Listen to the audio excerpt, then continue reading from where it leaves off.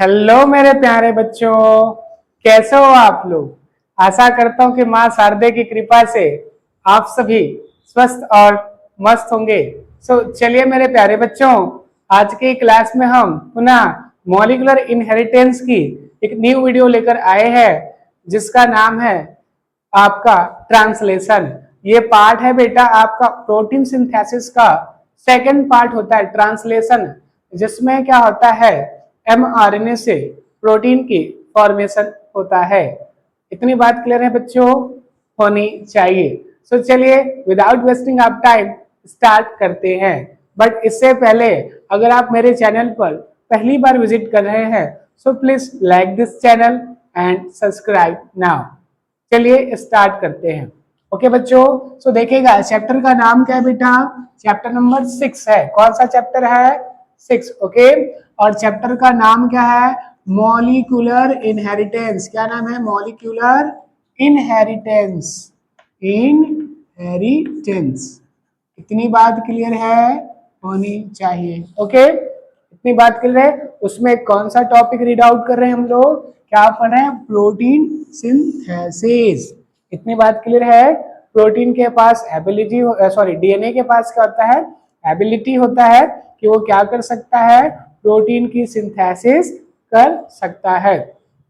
और प्रोटीन हमारी बॉडी के लिए बहुत ही ज्यादा इंपॉर्टेंट बायोमोलिक्यूल्स है, जो क्या करता है? सेल बनाने का काम करता है। इतनी बात क्लियर है कि नहीं है? हमारी पूरी बॉडी का जो मेन कंपोनेंट्स होता है वो क्या है बच्चों? प्रोटीन। सो दैट प्रोटीन क्या है? बहुत इंपॉर्टेंट मॉलिक्यूल्स हो जाता है। इसीलिए क्या है? इसकी सिंथेसिस करना बहुत ही ज्यादा जरूरी है। इतनी बात समझ में आ गई बच्चों? आनी चाहिए। ओके, चलिए आगे देखते हैं। ठीक है, इससे पहले हमने क्या देखा था? इससे पहले की क्लास में हमने देखा था बच्चों, क्या देखा था कि mRNA हमने बनाना सीख गए थे। क्या बनाना सीख गए थे? mRNA। किससे बना था mRNA? डीएनए से। इतनी बात क्लियर है। डीएनए के पास एबिलिटी है कि वो क्या कर सकता है? आरएनए की फॉर्मेशन कर सकता है। इतनी बात क्लियर है। तो कौन सा आरएनए बनकर रेडी है हमारे पास? mRNA। इस बनाने की प्रोसेस को क्या कहते हैं बच्चों? ट्रांसक्रिप्शन, अनुलेखन। इतनी बात क्लियर है कि नहीं है?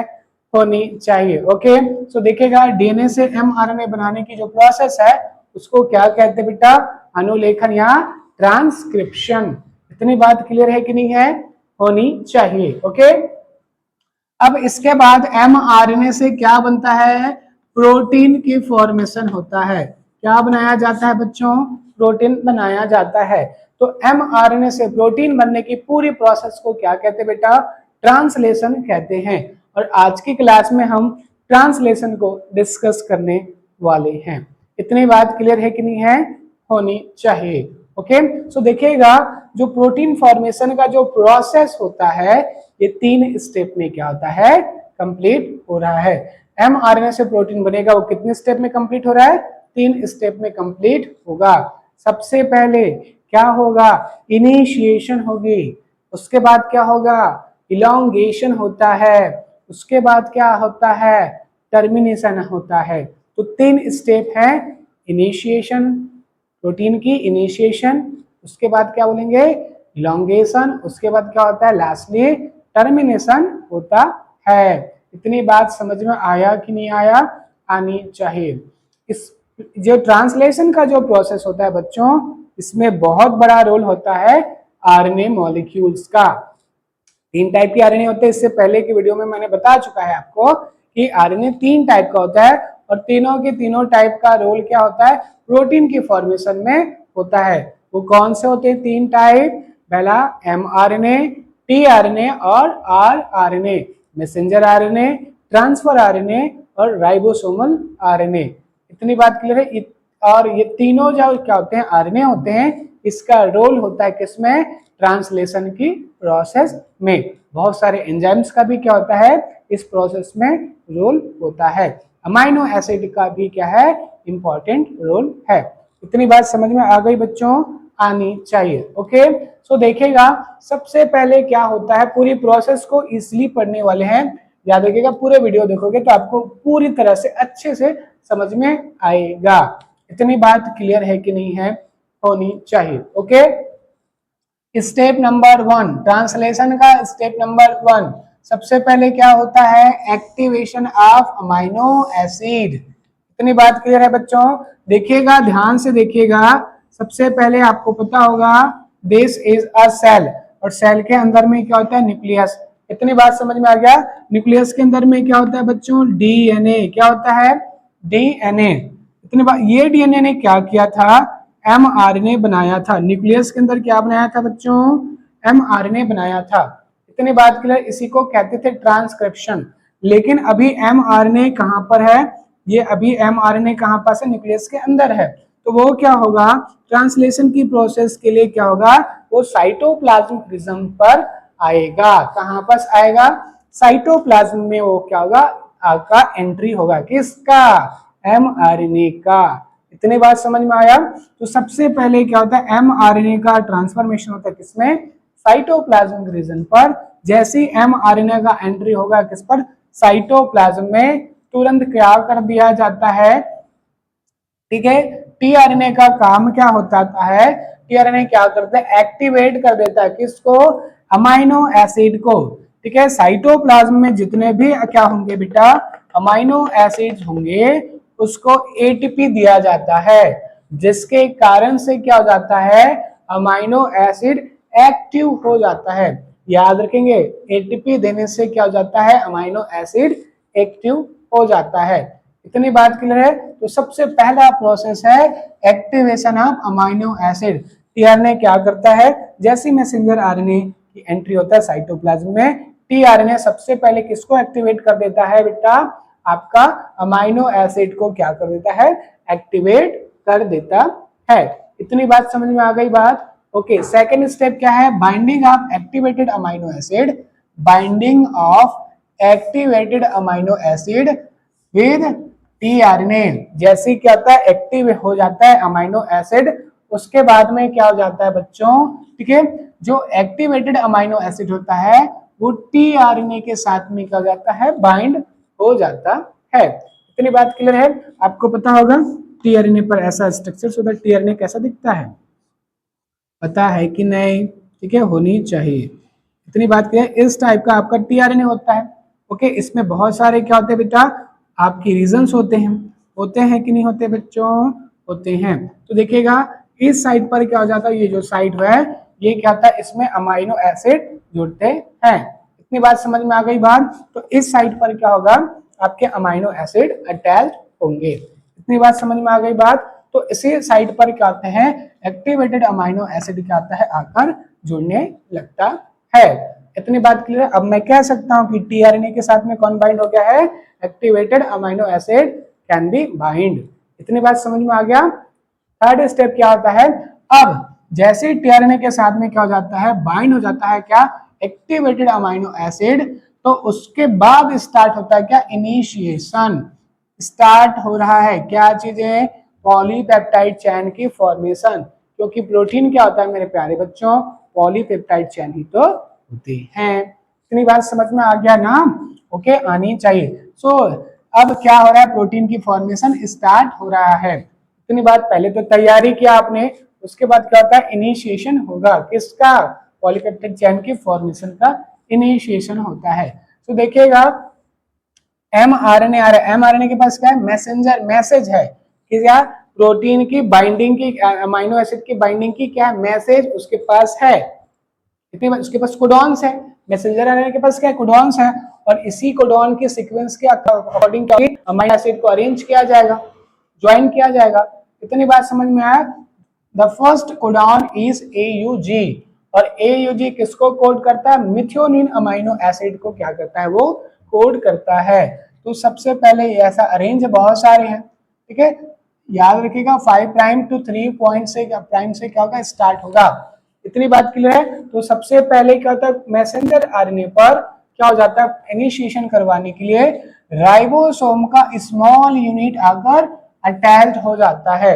AUG पर कौन आकर अटैच होगा, स्मॉल यूनिट किसका, ठीक है, आपका, ठीक है, AUG पर क्या हो जाता है, स्मॉल यूनिट आकर अटैच हो जाता है।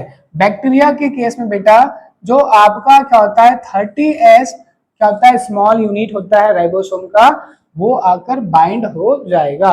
इतनी बात क्लियर है, इतनी बात समझ में आनी चाहिए, क्योंकि इसके पास क्या होता है बेटा आर आरएनए होता है। किसके पास में? स्मॉल यूनिट के पास में क्या होता है राइबोसोम का जो स्मॉल यूनिट 30S होता है उसके साथ में ये आकर बाइंड हो जाता है। जैसे ही छोटा लार्ज यूनिट क्या होता है इसके साथ बाइंड होगा, इसके बाद में एक्टिवेटेड जो क्या होता है बच्चों टीआरएनए होता है, एक्टिवेटेड टीआरएनए क्या होगा यहाँ पर आकर क्या हो जाएगा इसके साथ में बाइंड हो जाएगा। इतनी बात समझ में आया कि नहीं आया बच्चों? आनी चाहिए। ये क्या क्या एक्टिवेटेड अमाइनो एसिड को लेकर आया है। ठीक है, सबसे पहले स्मॉल यूनिट आकर बाइंड हुआ, फिर एक्टिवेटेड अमाइनो एसिड आकर बाइंड हुआ, और फाइनली क्या हो जाता है बच्चों उसके बाद में इसके साथ में क्या हो जाता है लार्ज सब यूनिट भी आकर क्या हो जाएगा बाइंड हो जाता है। इतनी बात समझ में आ गया? सो फाइनली क्या हो गया, जैसे दोनों स्मॉल यूनिट और लार्ज यूनिट आपस में बाइंड हो जाएगा, ठीक है, ये एक्टिव क्या हो जाएगा, ribosome can be active. Ribosome क्या हो गया है एक्टिव कंडीशन पर आ चुका है। इतनी बात क्लियर है? अब क्या होगी, अब ये इनिशिएशन क्या होगा स्टार्ट होगा। ओके, इतनी बात क्लियर है कि नहीं? अब क्या हो जाएगा इनिशिएशन क्या हो जाएगा बच्चों स्टार्ट हो जाएगा। ओके, सो क्या देखेंगे अब इनिशिएशन स्टार्ट होगा। सबसे पहले टीआरएनए आएगा, टीआरएनए क्या होता है, ठीक है, ये आया, आने के बाद में क्या इसके पास में जो अमाइनो एसिड्स हैं वो आगे यहाँ पास से क्या होगी, यहाँ से जैसी कोडॉन रीड होगा उसके हिसाब से अकॉर्डिंग आगे बढ़ता जाएगा। अब क्या होगी आगे बच्चों, आगे क्या होगा देखिएगा, आगे क्या हो जाता है रीड करते जा रहा है, ये ऐसे खिसक रहा है, ऐसे कैसे खिसक रहा है, ये इसको इसके बाद इसमें आएगा, फिर इसमें आएगा, फिर इसमें आएगा, फिर इसमें आएगा। तो इस तरह से क्या होता है ये दोनों स्मॉल यूनिट और क्या होता है लार्ज यूनिट इसमें क्या हो रहा है खिसक रहा है। इतनी बात समझ में आ गया? इसके बाद अब इसके पास आएगा, ये भी तो कोडॉन्स है, तो जब ये वाली कोडॉन्स के पास में आएगा उसके बाद इसमें आएगा, तो मैं बोल सकता हूँ इसमें आ रहा है। इतनी बात क्लियर है? तो क्या हो जाता है पॉलीपेप्टाइड्स की जो क्या होता है आपका यूनिट है वो आगे सीक्वेंस में ऐसे इलोंगेट हो रहा है, बढ़ रहा है। इतनी बात समझ में आया कि नहीं? और इस तरह से क्या होते हैं यहाँ पर भी आएगा टीआरएनए फिर से लेके आएगा, टीआरएनए क्या कर रहा है फिर से किसी दूसरे अमाइनो एसिड को लेकर आ रहा है। इतनी बात समझ में आ रहा है कि नहीं आ रहा है? आनी चाहिए बच्चों। ये फिर से टीआरएनए किसी अमाइनो एसिड को फिर से लेकर आ रहा है। इतनी बात क्लियर है? वो जैसे ही यहाँ पर फिर से आएगा, ठीक है, फिर से वो क्या करेगा इसको अमाइनो एसिड देगा और फिर से क्या होगा इलोंगेट हो जाएगा। क्या चीजें? पॉलीपेप्टाइड की चेन इलोंगेट। तो सबसे पहले इनिशिएशन होगी, देन आफ्टर क्या होगा इलोंगेशन होगा। इलोंगेशन के बाद में क्या हो जाता है बच्चों, इलोंगेशन के बाद में क्या हो जाएगा आपका क्या हो सकता है लास्ट क्या होता है आपका जो कोडॉन्स होता है वो कौन सा कोडॉन्स होता है, एंटीसेंस कोडॉन्स होते हैं। कैसे होते हैं बेटा एंटीसेंस कोडॉन। इतनी बात क्लियर है? तो लास्ट कोडॉन्स क्या होता है बेटा आपका यूएजी। इतनी बात क्लियर है? सो यूएजी के पास में जैसे क्या होगा बच्चों, ठीक है, आपका जो क्या होता है ये दिख रहा है ये आगे खिसक कर इधर आएगा एंटीसेंस कोडॉन्स के पास में। तो इसके पास क्या होता है, ठीक है, कोई भी कोडॉन्स को कोई भी अमाइनो एसिड को कोड करने की कैपेसिटी नहीं है। सो जैसे यहाँ पास आएगा, जैसे ही कहता है राइबोसोम इसके साथ में क्या होगा बाइंड करेगा, फिर उसके बाद में एंटीसेंस होने के कारण से दोनों सब यूनिट्स यहाँ से क्या हो जाते हैं अलग अलग हो जाते हैं। इतनी बात समझ में आया कि नहीं आया? और इस तरह से क्या होता है आपका जो पॉलीपेप्टाइड चेन होता है वो भी क्या हो जाता है बच्चों अलग हो जाता है। So this is the polypeptide chain, this is the polypeptide chain. तो पॉलीपेप्टाइड चेन क्या हो गया है अलग हो गया है। इतनी बात समझ में आया कि नहीं आया बेटा? आनी चाहिए। ओके, सबसे पहले क्या हुआ एमआरएनए पर क्या हुआ, ठीक है, स्मॉल यूनिट आया बाइंड किया, उसके बाद में क्या होगा लार्ज यूनिट आया बाइंड किया, उसके बाद इलोंगेशन स्टार्ट हो गया, इलोंगेशन के बाद सॉरी क्या होता है इनिशिएशन स्टार्ट हो गया, उसके बाद में क्या होगा इलोंगेशन स्टार्ट हो गया है, और उसके बाद में क्या होता है जैसे आगे पूरा तो लास्ट में जब क्या आता है आपके एंटीसेंस क्या होते हैं आपका कोडॉन्स आएगा, तो उसके बाद ये दोनों सब यूनिट्स क्या हो जाते हैं अलग हो जाते हैं, और फाइनली क्या हो जाता है आपको मिलता क्या है एक थ्रेड लाइक स्ट्रक्चर जिसमें बहुत सारे अमाइनो एसिड अरेंज हैं। इतनी बात क्लियर है। इसी को क्या बोलते हैं बेटा, पॉलीपेप्टाइड की चेन बोला जाता है। इतनी बात क्लियर है। तो आपके पास में क्या है, पॉलीपेप्टाइड की चेन बनकर रेडी है। अब इसका क्या होगा, मॉडिफिकेशन होगा। क्या होगा, मॉडिफिकेशन होगा, फोल्डिंग होगा। आगे किसके पास जाएगा, मॉडिफिकेशन एंड फोल्डिंग होगा। इतनी बात क्लियर है। तो इसके बाद में इसका क्या होगा, फोल्डिंग होगी। स्ट्रक्चर्स की फॉर्मेशन होता है कि इसका किस डिजाइन में रहेगा, 1D स्ट्रक्चर में रहेगा, 2D स्ट्रक्चर में रहेगा, 3D स्ट्रक्चर में रहेगा या फिर 4D स्ट्रक्चर में रहेगा। तो इस तरह से क्या हो जाता है मेरे प्यारे बच्चों, प्रोटीन की फॉर्मेशन कंप्लीट होता है। फिर से याद रखिएगा, ठीक है। प्रोटीन का जब भी आपके पास में क्वेश्चंस आएगा तो याद रखिएगा आपको पूरी डायग्राम्स बनाने हैं बच्चों, और उसके बाद इसको एक्सप्लेन भी करना है। जितने भी स्टेप हैं आपको एक्सप्लेन करना है। फिर से समराइज कर दे रहा हूं। एक्टिवेशन ऑफ अमाइनो एसिड, सबसे पहले एक्टिवेशन किया जाएगा एटीपी देकर। उसके बाद क्या था, binding of activated amino acid with the tRNA. ठीक है, जो एक्टिवेटेड अमाइनो एसिड था वो टीआरएनए के साथ बाइंड किया। उसके बाद इनिशिएशन हो जाएगा। ठीक है, जो टीआरएनए है जिसके पास में क्या है, एक्टिवेटेड अमाइनो एसिड लगा है, वो जाकर किसके साथ में बाइंड करेगा, स्मॉल यूनिट ऑफ राइबोसोम, जो कहां पर है, एमआरएनए के पास में है। उसके बाद क्या हो जाता है, इलोंगेशन। इलोंगेशन का मतलब समझ में आया। ठीक है, आपका क्या हो जाता है, चैन लंबा होता जाएगा। ठीक है, टीआरएनए अमाइनो एसिड लेकर आएगा, फिर से आएगा, फिर से आएगा, इस तरह से करके बहुत सारे अमाइनो एसिड लग जाते हैं। तो उसका जो क्या होता है, लेंथ होता है वो बढ़ता जाता है। उसके बाद में फाइनली क्या हो जाता है, जैसे एंटीसेंस क्या होगी, कोडॉन्स आएगा तो राइबोसोम वहां से क्या जब दोनों यूनिट्स अलग हो जाता है तो इसी को कहते हैं टर्मिनेशन। टर्मिनेशन के बाद पॉलीपेप्टाइड चेन अलग हो जाएगा। अलग हो जाने के बाद उसकी मॉडिफिकेशन होता है। इतनी बात समझ में आया। तो ये आपका पूरा क्या है, ट्रांसलेशन का कॉन्सेप्ट है, जिसको आपको इजीली वे में लिखना है, किसमें, बोर्ड एग्जाम्स में। याद रखिएगा प्रोटीन सिंथेसिस का जो क्या है टॉपिक्स है, यहाँ से क्वेश्चन लगातार आ रहे हैं मेरे प्यारे बच्चों। सो प्लीज इसको अच्छे से क्या करेंगे, समझेंगे और लिखने की बार बार प्रैक्टिस कीजिएगा। देखिएगा कोई काम एक बार में नहीं होता, लेकिन बार बार करने से वो डेफिनेटली हो पाएगा।